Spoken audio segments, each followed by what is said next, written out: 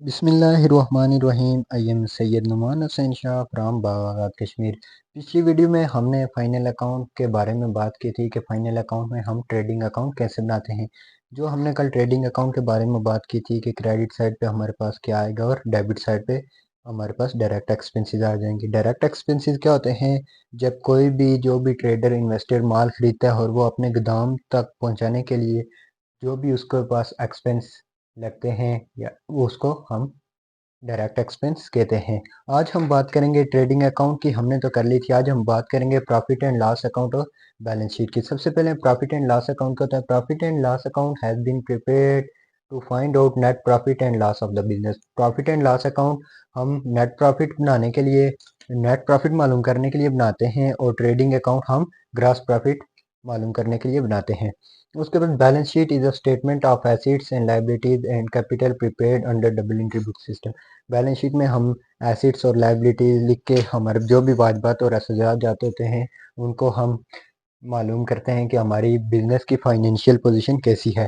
Profit and loss account की जो हमारे पास डेबिट साइड है, यहाँ पर हम टू ग्रास लॉस, जो हम ट्रेडिंग अकाउंट में हम जो ग्रास लॉस या ग्रास प्रॉफिट मालूम करते हैं वो लिखते हैं। अगर ग्रास लॉस आ जाता है तो उसको प्रॉफिट एंड लॉस अकाउंट की डेबिट साइड पे लिखेंगे। उसके साथ इनडायरेक्ट एक्सपेंसेस, तमाम indirect expenses profit and loss account की डेबिट साइड पे आते हैं। इनडायरेक्ट एक्सपेंसेस कौन से होते हैं? All those expenses which are paid after the goods reach in the godam of the consignee.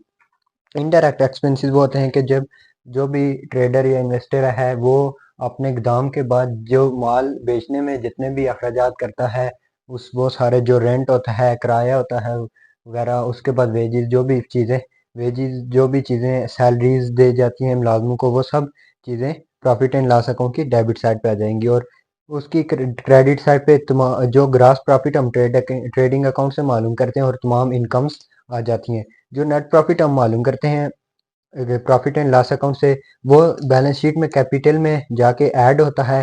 अगर नेट लॉस हो जाए तो वो कैपिटल में से लेस करते हैं। बैलेंस शीट में लाइबिलिटीज जो हमारे वाजिबात हो जाते हैं और इससे एसेट्स हो जाते, कैपिटल आ जाता है ये। अगर यहाँ पे trade profit and loss account में नेट प्रॉफिट आया तो इस कैपिटल में ऐड होगा, अगर नेट लॉस है तो इसमें से लेस होगा। उसके बाद ट्रेड क्रेडिटर, लोन्स और बिल्स पेबल। इसके बाद एसिड साइड पे आ जाते हैं लैंड एंड बिल्डिंग, हमारे फिक्स्ड एसिड जो भी हैं।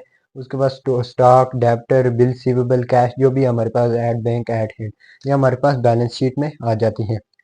फाइनल अकाउंट बनाने के लिए हमारे पास जो trading account, profit and loss account और बैलेंस शीट जो हमने बनानी पड़ती है। इसके अलावा जो क्वेश्चन के लास्ट पे कुछ एडजस्टमेंट्स होती हैं, उन एडजस्टमेंट को देख लेते हैं कि एडजस्टमेंट हमारे पास क्या है।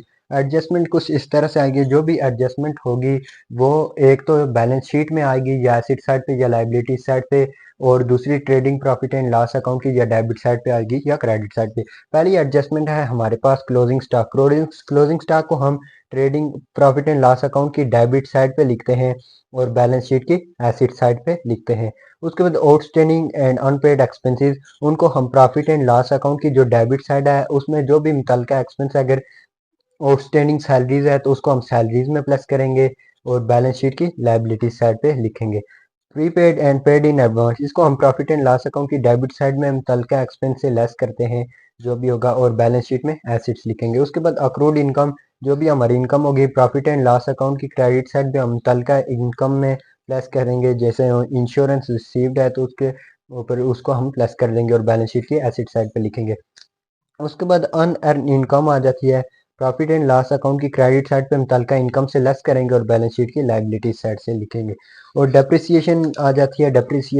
डेप्रिसिएशन हम प्रॉफिट एंड लॉस अकाउंट की डेबिट साइड पे हम जो भी हमारा एसेट है जिस पे डेप्रिसिएशन है उससे डेप्रिसिएशन निकाल के हम लिखेंगे, और बैलेंस शीट के एसेट साइड पे जो भी डेप्रिसिएशन है उससे लेस करेंगे। जैसे यहाँ पर मैं प्लांट लिख लेता हूँ, प्लांट के ऊपर डेप्रिसिएशन है हमारी 10% और प्लांट की अमाउंट थी 10,000। हम जो प्रॉफिट एंड लॉस अकाउंट की डेबिट साइड पे हम 10,000 का 10% निकालेंगे।